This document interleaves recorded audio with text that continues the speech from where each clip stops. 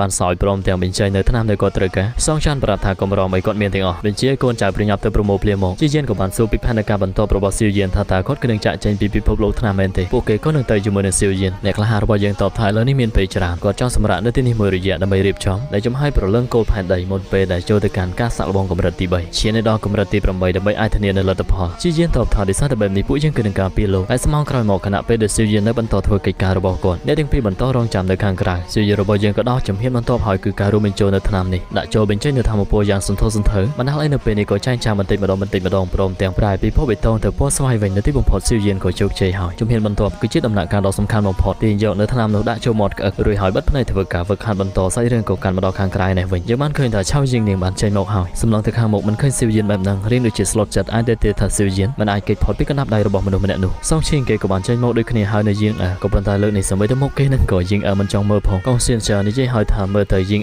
ជាមួយនឹងអ្នកដទៃទៀតគឺបានឆ្លងផុតយ៉ាងជោគជ័យប្រតិយាយអូនក៏ងើងឆ្ងល់ហេតុអ្វីបានជាអឡត់ស៊ីវយានមិនទាន់ចេញមកទៀតសៀនចាប្រាប់ថាគឺមិនចាំបាច់បារម្ភនោះទេក៏ព្រោះថាគេគឺជាសិស្សរបស់យ៉ាវឈិននៅខាងក្រោមយើងក៏បានឃើញនៅមូគូក្លេទៅមកខាងទៀតប្រតិចាធានហូដារេរចុះឡើងអាយ៉ាខ្ញុំពេលនេះអន្តរសោយសាវយូសៀនមើលទៅធម្មតានៅឡើយកាត់ទៅដល់ពិភពលោកថ្នាំវិញសម្បីតែក្មេងតូចក៏ចាប់ផ្ដើមរអ៊ូក៏ព្រោះថាស៊ីវយានមនុស្សម្នាក់នេះបែរជាមិនទាន់ចេញមកទៀតយូរម្លេះក៏ព្រោះថាពេលនេះពិភពលោកថ្នាំចិត្តបាត់ហើយខាងកូវ៉ៃរតែមួម៉ៅស៊ីវយានបែរជារអ៊ូទៅកាន់សងចានថាដំឡងណាកំពុងតែកេងសុកសុកគេប៉ះបែបនឹងមួម៉ៅណោះថាណាប្រហើនហ៊ានប៉ះពោះយើងចឹងសម្លឹងមើលលេខកាត់ជើងត្បូងអត់ឃើញសោះអោនចុះទៅក្រោមចានោះបានត្រឹមតែក្រហម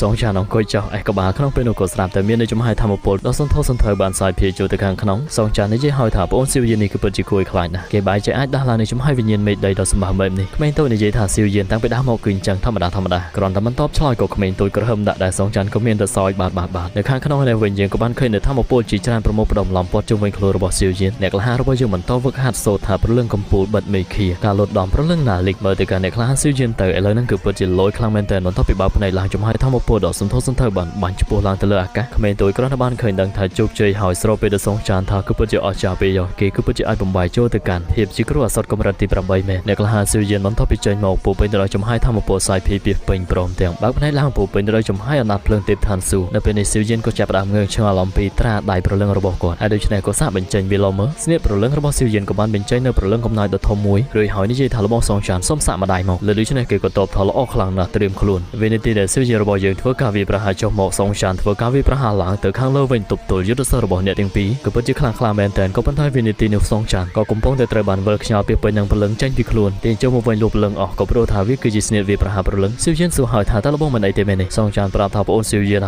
យកដៃនេះសាក់របស់អ្នកណាម្នាក់ដែលខ្លាំងជាងបងទៅទប់ទល់បន្តខ្លាចថាហានិភ័យនោះទេរីឯជាយានក៏បាននិយាយថាពិភពលោកអសត់គឺចិត្តបានបាត់ទៅហើយឲ្យស៊ីវយានប្រញាប់ចាក់ចេញ